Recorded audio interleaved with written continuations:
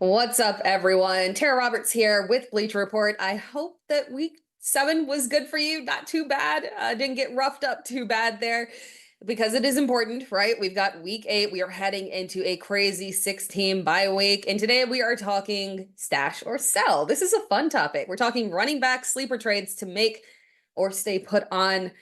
This is a fun topic because we always talk about fantasy superstars, right? Are we buying low or selling high on Jamar Chase and T. Higgins, right? But sometimes it's the guys in the trenches that really pull through and end up carrying us to victory. So we're talking more sleepers here, not like super deep sleepers, right? These are guys that realistically either can offer you value or you might want to move on here. We're going to be walking through it, and we've actually got an active chat already. So we're going to go ahead and jump to a couple of these chats here real quick from JC2408. Who do you trade Brees for? Alvin Kamara? Question mark. Not really convinced the Jets trade him before the deadline. Yeah, so we've got two pieces to this. It's interesting because Brees has been a very popular trade candidate, but after Braylon Allen went down, that kind of did make it realistically a little bit more difficult. But at the end of the day, he is on the final year of his contract here. There's always the ability to franchise tag, so it's not a complete loss for the Jets. They don't actually have to move on from him. But if they want to get something out of him in this final year here, then yeah, realistically, he is still a trade candidate, especially since they are 0-7. They're in a rough spot here, unfortunately. Now, would you trade him for Alvin Kamara? No, Alvin is a sell for me to get out while we can here on him, because while we do potentially have an uptick in volume with the injury to Kendre Miller out for the rest of the season, obviously there, unfortunately, he just has not been productive, period. And Kendre didn't really participate much in this last game anyway. Decent matchup here. We didn't really get any production out of him. Like, that is highly concerning here. We'll do one more chat here before we go on to our first player that we want to talk about here from the Instigator. Do I get we're on the Kendre Miller track here with the news of him getting injured here. So the Instigator asking, do I get Devin Neal with Kendre out? I think you can, but I do think there are other guys to prioritize here on waivers. So it depends on how deep your league, if that's the best option available, over more of the high end guys, then yeah, I'm okay with that. Like, would I take him over Brashard Smith? Probably not. We'll talk about that a little bit later there. But Devin Neal does step into some potential uptick in opportunity there in being a handcuff, although the trade opportunity that we thought we might get with Alvin Kamara, he kind of nipped that one in the bud for us there. But let's get to our first player here. It is Kyle Monangai. Kyle Monangai, is he a sell or a stash for us? He's a stash, people. And not just because of the fantastic game that he had in week 7. No, I had him as a stash before this. Kyle Monangai is somebody who I loved, not only as a prospect, but I view him as one of the higher end handcuffs actually available out there. Now, when we look at him, there's no insult to DeAndre Swift whatsoever. He's been so fantastic, right? And he had the little injury scare last week, played through it, not a major issue here. So that was wonderful, fantastic. But despite the fact that we didn't get to see Monangai in a starter capacity because of, the injury not actually happening there, we did actually end up seeing really what Kyle Monangai can do when given a hefty workload here. So we had 13 carries, 81 yards, a touchdown, a couple of receptions for 13 yards. Now, I know what you're saying. Hey, that was garbage time, right? Some of that was garbage time, but it's really important to note that Kyle Monangai was very much so involved right off the bat. He got a carry on the second drive there, so he was involved very much so early on. He got a goal line carry, which is where he got his touchdown there in the second quarter, which is what put the Bears up by 20. So when we're looking at Kyle Monangai and his production, we do have to buy into that. Now, again, I do not believe that he's going to take the workload away from DeAndre Swift, but we know this offense by Ben Johnson is highly effective for running backs. We see DeAndre Swift, after struggling last season and really the season before, struggling quite frankly for a little bit of time there, really coming through and thriving in this offense now that he's gotten used to it. So if something were to happen to DeAndre Swift, Kyle Monangai would step into an extremely high upside opportunity. So he's one of the higher end standalone handcuffs there. But additionally there, when we're looking at Kyle Monangai as well, while this was some garbage time production, again, some of that was very early on. The touchdown was in the first half there.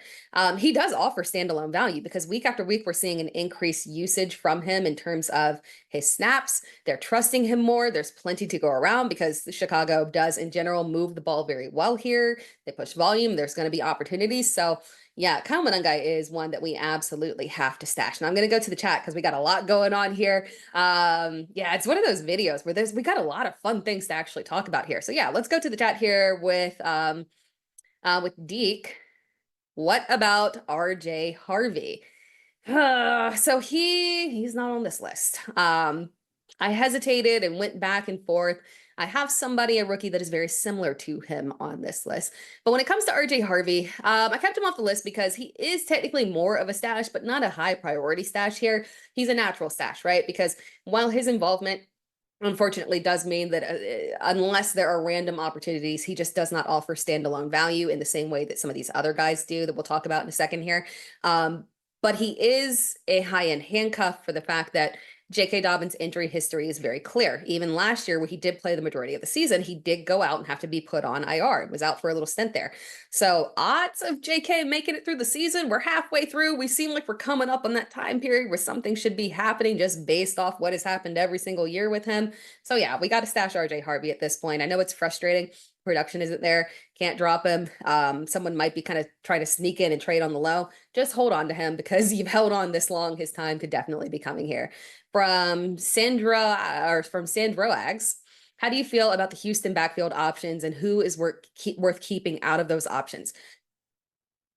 I wish that we could trust DeMeco Ryans a little bit more. I've put him on my list right there next to Josh McDaniels and like Pete Carroll or like, Kyle Shanahan a little bit there sometimes, not at the running back position anymore, but other times there in terms of coaches not being super trustworthy in terms of consistency there for us from a fantasy perspective, right? No insult from a real football perspective, but from a fantasy perspective there, we expected off of that big game from Woody Marks back in week 5 to have some kind of uptick in volume from him in the following week 6, where he played Baltimore. And instead, we just got this ugly committee. Nick Chubb did look good, but it was against Baltimore. I would expect that we won't see Dameon Pierce. That was just a random situation of it being a complete blowout and the game being done very early. Probably expect a split backfield with both Chubb and Woody Marks. Woody Marks, in theory, the more explosive and younger back there should be a higher priority option there. But when we're looking at Nick Chubb, he's worth continuing to roster as well. He's been durable in the past, not the same kind of injury history to the degree that J.K. Dobbins does. So realistically, he could end up making it through the season. I think they're both worth a stash because I think it should operate more as a committee there. But my priority in terms of who has the highest upside, the biggest bang for our buck, if we really want to take that high upside swing, it's definitely Woody Marks there. I'm going to move on to my next player here. Are we selling or stashing on Isaiah Davis? That is our next player here. We're going to stash him. We talked about Alvin Kamara there for a second and the fact that Alvin Kamara said, no, I'm not getting traded. We talked to about Breece Hall and the potential for him being traded. The reality is that things are going to be changing in New York. They're 0-7. They benched Justin Fields for Tyrod Taylor. Tyrod didn't look any better. Somehow Tyrod kind of actually looked a little bit, maybe a lot bit worse there. And at this point, they're playing for the first overall pick, unfortunately there. But for our fantasy purposes, when we look at Breece Hall and the opportunity that Isaiah Davis would step into if Breece Hall were to be traded or were to go down with an injury, Isaiah Davis is definitely a stash for that reason that the run game actually has been mildly effective. Breece has been good. You're right. Unfortunately, because the lack of touchdown opportunities, we haven't gotten any kind of high ceiling games from him. But he's averaging just over 11 fantasy points per game. He's been a low end RB2, fairly trustworthy, stable-ish floor. I'd rather a stable-ish person than a boom bust kind of profile, right? Sometimes that we get with a guy like Ja'Cory Krosky-Merritt. So when we get Breece Hall, we know, hey, it could be a bad matchup like, this matchup right here, unfortunately, where he gets 5 fantasy points.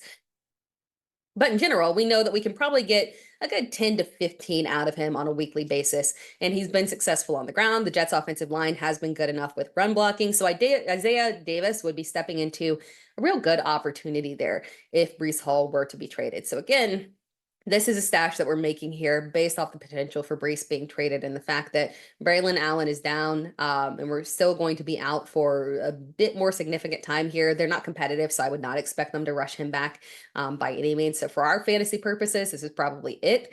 Isaiah Davis, if Brees Hall is traded, would step into a clear 100% RB1 role. There's no one else to be operating in a committee there with him, which does make it, hey, are they really going to trade, Brees Holloway and end up losing and be down to like one running back that they started the season with?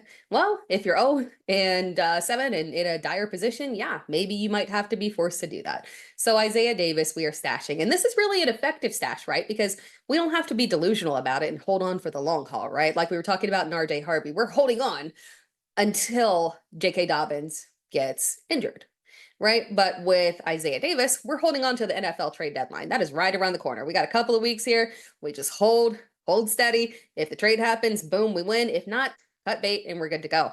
Let's move on to my next stash or sell here. It's Tajay Spears. I'm starting off on a positive roll here. We're stashing Tajay Spears. It's close though. It is very close with Tajay Spears, but it's a thin line in Tennessee between stash and sell. But we are giving Tajay Spears the benefit of the doubt here. He did not have a fantastic day here, unfortunately. Was much better in week 6. In week 7, unfortunately, was outsnapped by Tony Pollard. It flipped. Week 6, he was the one that outsnapped Tony Pollard, the more effective back.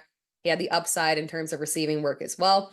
So unfortunately, we had this flip in week 7 to where Tony Pollard was the one that was prioritized from a receiving perspective. But it was encouraging that we did see. Now, consistency in the Tennessee offense, they fired their head coach. They're probably going to try to experiment to try and get something done there, right? But we know what we have seen out of Tajay Spears before. This is not a mystery. And we've seen this backfield operate before in a committee where it was 1A, 1B, and Tajay Spears outperformed Tony Pollard multiple times here. And when we talk about the Titans, the value in terms of a running back is not who is more effective on the ground, because unfortunately the Titans are playing from behind. So obviously they're chasing points. We need the running back that is going to be on passing downs and has that receiving upside. Both of them can do it. That is slightly the problem there. But Tony Pollard reasonably can expect a 50-50-ish split on a weekly basis here. And again, we've got good value in terms of receiving upside here. And if anything were to happen to Tony Pollard, that would increase his value to not just standalone value to a solid RB2 on a weekly basis there. So yes, we are stashing Tajay Spears because he has the receiving upside, and we are in a dire situation there, unfortunately, with the Titans playing from behind there. I'm going to move on and do some questions from the chat here real quick. From PY, should I trade Chase Brown? If you have the opportunity to sell off of that game, right? Especially, and that was a frustrating game, right? Because how many people started Chase Brown, or how many people had given up at that point and had them on your fantasy bench? Yeah, very frustrating there. But he finally came through, and the offense looks, 10 times better with Joe Flacco leading the way there. Far more competent than we got with Jake Browning. But at the end of the day, we still are lacking those touchdown opportunities, and the checkdowns were very limited last week as well. And perhaps it fluctuates on a weekly basis. But man, Joe Flacco seemed locked in on Jamar Chase. I don't blame him on that. So if we're getting Joe Flacco, just locking in on Jamar Chase, and we're not getting a lot of checkdowns there, ultimately the upside for Chase Brown is a little bit limited there. So yeah, if you can sell him high, I don't mind it, because coming off of what we had, that might be the best opportunity that we're going to get there. But at least we feel encouraged that this offense is moving in a positive direction. But yes, if you got the opportunity to sell high, PY, go ahead and do it. From CD Schumann, 81, is it time to bail on JCM? Bail from a trade perspective, yes.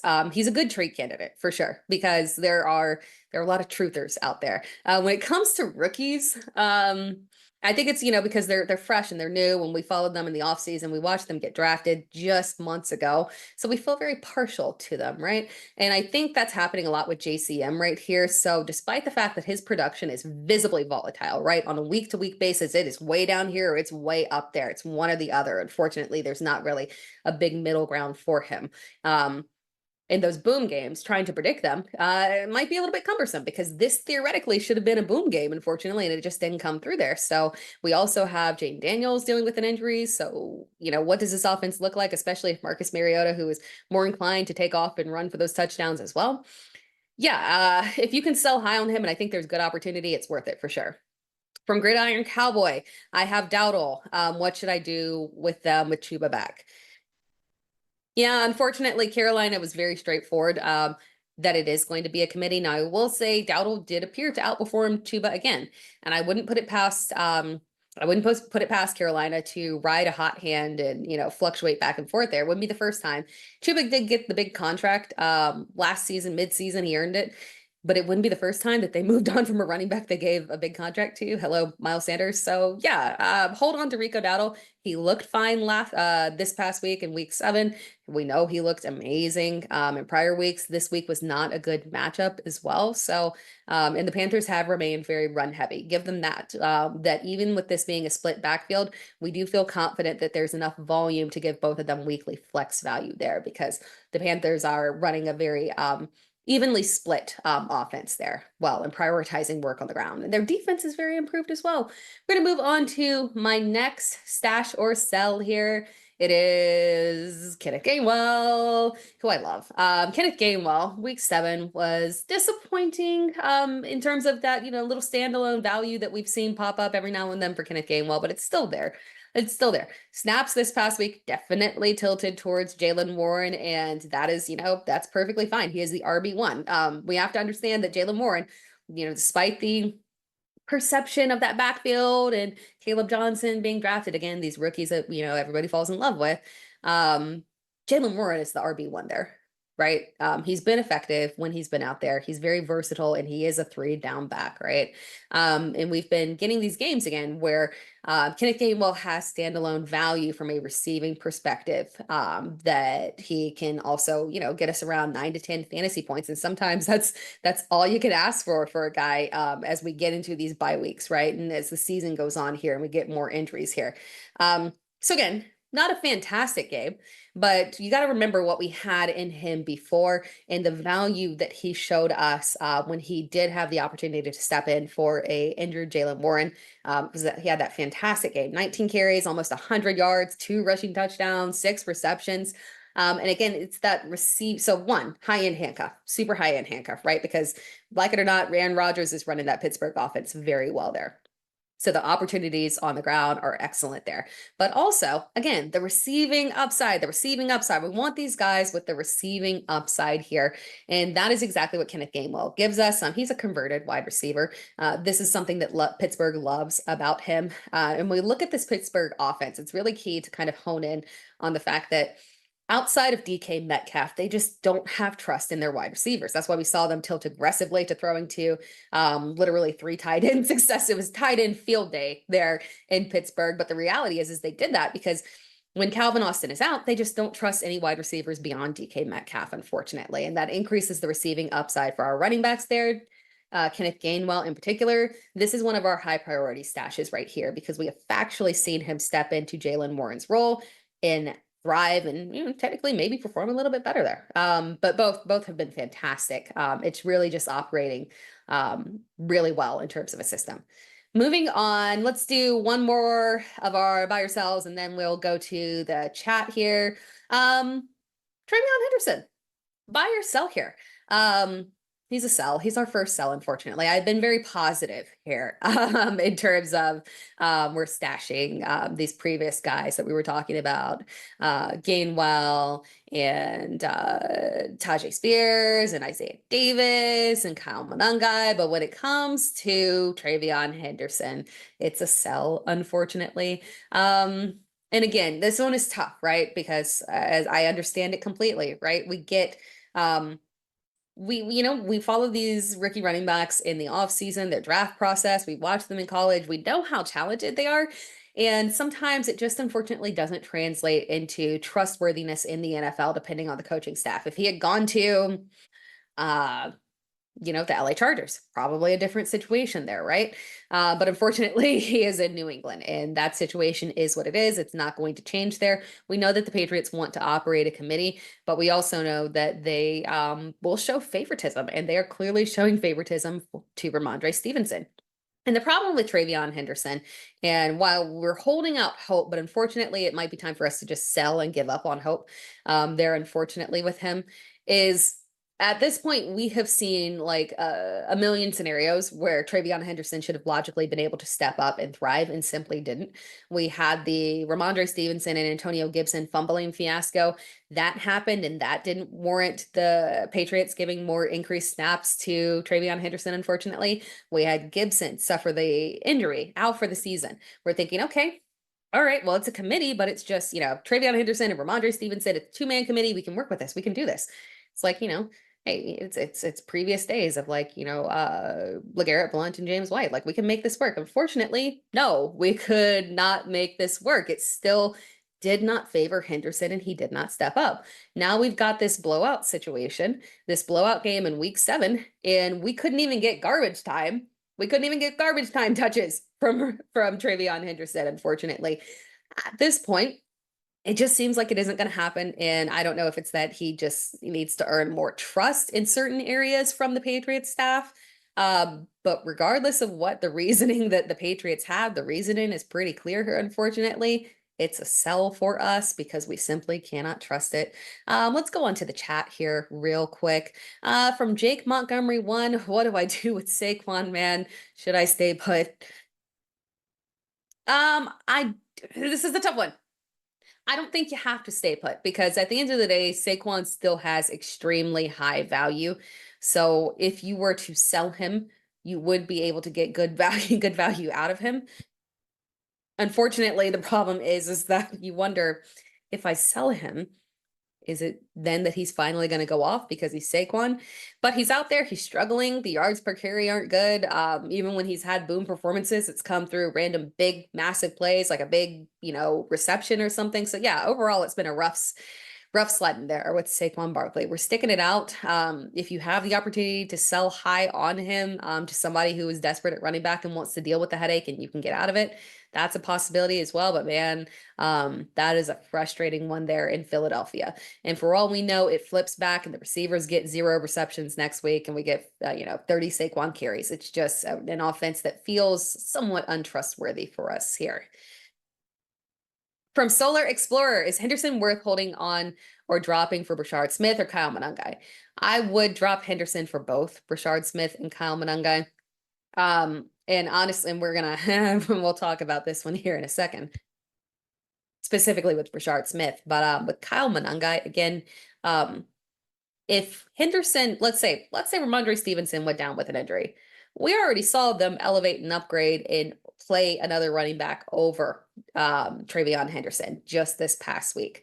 But we know for sure that if DeAndre Swift went down, there's not a chance Roschon Johnson is getting carries. It is clearly going to be Kyle Monangai here. So that's the prioritization there for me. I would rather have the higher upside if he were to get the true RB1 role, which definitely a higher upside would lean towards Kyle Monangai. Now, Brashard Smith, we'll talk about that one like in 1 second. I'm gonna do one more chat and then I'm actually gonna talk about Brashard Smith there. From Rymac80, keep or trade Travis Hunter. This one I had to think long and hard about earlier because I was doing a keep or trade, buy or sell video. And I was thinking about Travis Hunter as a sell high. But the problem is they've told us that they want, this was not random in terms of them increasing the targets to him. They told us that they wanted to do that. And perhaps if they actually truly do look at this and say, hey, he was most effective playing on offense and getting a hefty amount of targets, maybe we just roll with that and we attack the dual prospect dual position thing next year. Let's have a full off season, right, to kind of get there and work it in. If they remove those defensive snaps, I actually do think it's worth it to keep him. And I feel like I do trust this coaching staff is going to try to continue to push that in a positive direction because that was really the only bright spot that they had. And Brian Thomas Jr. just continues to struggle. We got a big, boom game, but then you come right back and you still look like you're struggling there, unfortunately. So yeah, I kind of lean towards keeping Travis Hunter to see where this heads. We know the talent and upside that he has there. So I lean towards kind of sticking this one out, and you might end up getting the guy who ultimately does operate as the wide receiver one of this offense. It's a real possibility that that happens.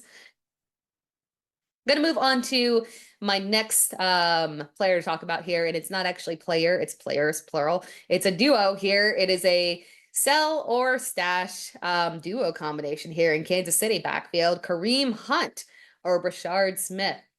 We know that Isaiah Pacheco is operating as the lead back there. It's not the most effective thing in the world, unfortunately, because while he is being the lead back, he is unfortunately being the lead back in a quasi three-man committee, unfortunately.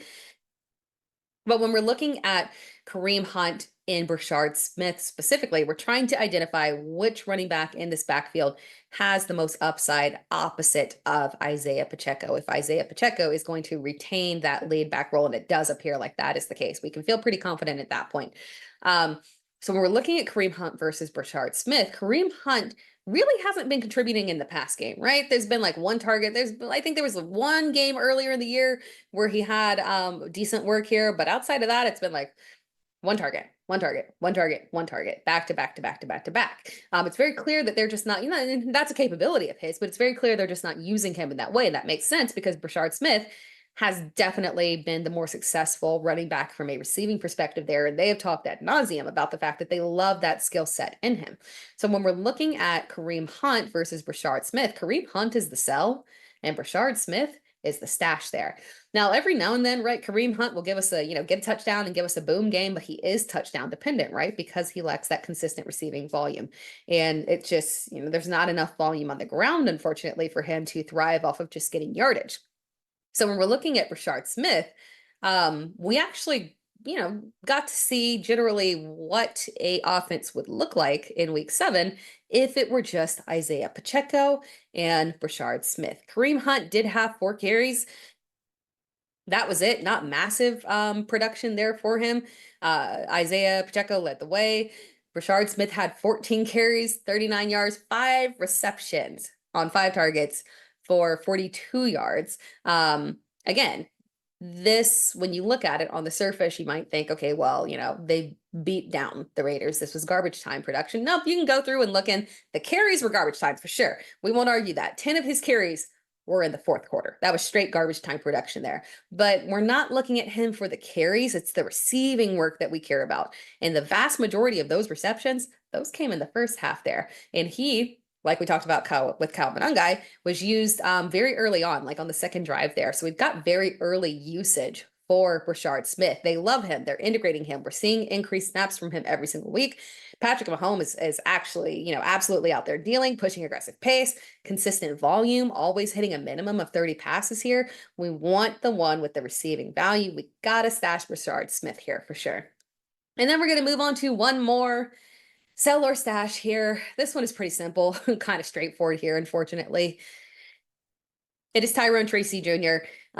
Yeah, he's a sell. And this is a good sell opportunity in terms of trying to pawn him off maybe in like a 2-way trade to somebody else because he did get the touchdown. He had a nice breakaway run. So you got some fantasy points, but unfortunately, that's all like, putting a little deodorant on something just slightly smelly. The production still was not good and the involvement was not good, unfortunately. And we can't rely on you getting one single breakaway touchdown to get us fantasy production because he does not get any goal line work. It doesn't exist. He does not get goal line work. He's had actually, and it's not even just goal line work, red zone work in general. He has had 1 carry in the red zone. That is a major problem. Even considering the fact that he was injured, that's still well below what we would need to have for someone to have actual fantasy value for us. Because if you're not producing in the red zone, you better be like Breece Hall and producing on the ground and having receiving upside. But unfortunately, Tyrone Tracy, we can't rely on that with him either. So we're looking at the snaps there in the backfield. Cam Scatterbo was just dominating and he's doing well with it, right? This past game, he had 60% of snaps that he played on. Tyrant Tracy played on just 36% of snaps.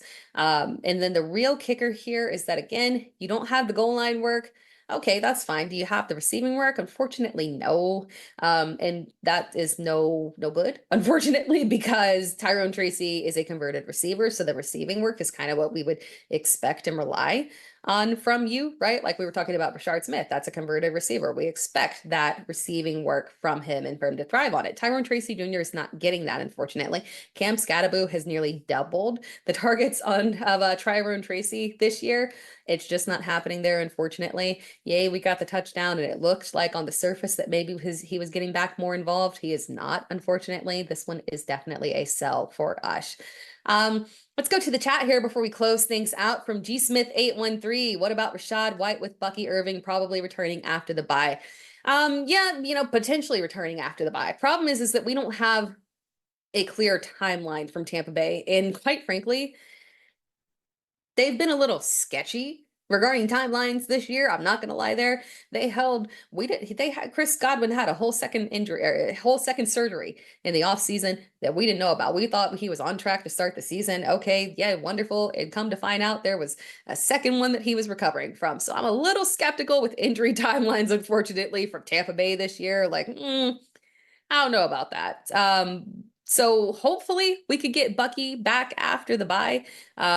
But potentially not there. The thing about Rachaad White, again, and with this injury for Bucky Irving, perhaps it's a lingering injury. We need to know more details. Like, we have seen multiple injuries this year, like the Brock Purdy injury that ended up being a lingering injury there.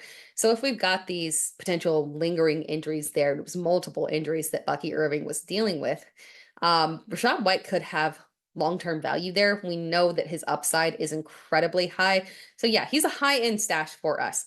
Even if the possibility of Bucky Irving returns there right after the bye week, that's cool. That's awesome. But at the end of the day, he is still somebody that we know that will be plugged into the lineup if anything happens to Bucky Irving or the injury is prolonged. It has legitimate top 12 upside every single week there. So yeah, he's an absolute stash for us for sure. Or you can capitalize and potentially specifically target the Bucky Irving owner there. If you want to slide over the handcuff there and get some good value out of it and sell high on that, because he is solidifying having a legitimate top 12 back every single week if he does that. So make them pay. From Tazboy22, what RB do you think I can trade for Marvin Harrison Jr. and Travis Etienne? The unfortunate part about that is that they're both sell lows right now. Unfortunately, Marvin Harrison Jr.'s production hasn't been what we were hoping. Travis Etienne, who I do believe in, is on definitely a bit of a skid there, perhaps a little bit related to the skid, unfortunately, for Jacksonville here, looking a little less competent against tough competition here.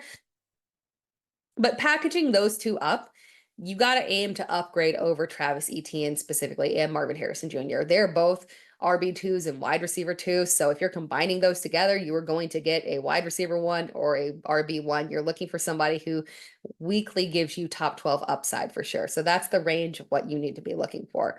From Stud Muffin, TW22, out of Monangai, Smith, and Davis, who do you add first and foremost? So it depends on what your needs are. If you need somebody who can actually, like right now, give you actual value to plug into your lineup this week, it would be Smith. If you're looking for somebody who has the easiest path to an RB1, it's definitely Davis. Again, all it takes is over the next 2 weeks, we get a Breece Hall trade. So that's the one that I would prioritize if you're trying to take that massive upside swing for a guy who can eventually, over the next 2 weeks, potentially fall into a legitimate RB1 role, or at least an RB2 role, right? Where he has top 20 value on a weekly basis there. So that is the high end one that you need to go and stash if you're looking for that long-term return. But if you're looking for the short-term, most bang for your buck there, Smith is the one that I would lean towards. And then obviously Kyle Monangai is an excellent handcuff, high end, but that does require an injury to DeAndre Swift there. From Rymac 80, what about Monty in Detroit, sell or stash? He's more of a sell for me. He is what he is. And the thing about him is that we know he's an RB2. We know that unfortunately he was coming off of that bad game. And that was just a bad matchup there. And unfortunately, we don't have an excellent matchup this week either. So we'll see about that. But as long as the matchup is a decent average run matchup, we get games where David Montgomery can thrive even with Jahmyr Gibbs there. So when you're selling him, you're selling somebody who is a legitimate top 24 back constantly, right? So yes, he is a sell for me for value that you can get. But also, if you just need to hold on to a stable running back, you can always stash him as well. But that wraps things up, guys. I appreciate you joining in. Let me recap these players here for you real quick. We talked about Kyle Monangai as a great stash for the opportunity that he would literally fall into if DeAndre Swift were to go down with an injury. We talked about Isaiah Davis. Upside over the next 2 weeks over the potential for him being, or the potential for Breece Hall being traded. If that happened, Isaiah Davis would be the RB1 of that offense. Bad offense or not, they do get good run volume there. Then we have Tajay Spears as a stash, splitting time there in the backfield in Tennessee with Tony Pollard. Kenneth Gainwell, another stash there. We have lots of stashes here. Very positive show. Kenneth Gainwell as a stash because, again, high-end handcuff. You know, erase any preconceived notions that you have. He is a high-end handcuff. The run game is working excellently in Pittsburgh. We saw him with Jalen Warren out. Massive performance there. So high-end handcuff, definitely a stash. Travion Henderson, unfortunately, is a sell for us. We just don't have faith that anything is going to become of him in that New England offense. We love him. It's not him. It's Josh McDaniels. And then we had the duo combination of Kareem Hunt as a sell and Brashard Smith as a stash. Unfortunately, Kareem Hunt is just touchdown dependent. He gets early down work there that clearly just tilts towards Isaiah Pacheco as the lead back. We want the guy that has the receiving upside here as a stash, and that is Brashard Smith. And then our final guy that we talked about was Tyrone Tracy Jr. He is a sell, unfortunately. Yay, we got the touchdown in this previous game, but Cam Scatterboot was for real. It's not a split backfield anymore. It's not a committee. A committee is what we see in Tennessee. Cam Scatterboot was dominating that backfield. He is the lead back there. But I appreciate you all tuning in. Thank you so much. Again, make sure that you've got all your alerts on for Bleacher Report so you can get all your fantasy football news coming to you. And I'll be here with you every single week this fantasy season, helping you win your league here. You can find me across all social media platforms at It's Terra Time. And other than that, guys, have a fantastic week. I will talk to you again next week. Hope you win.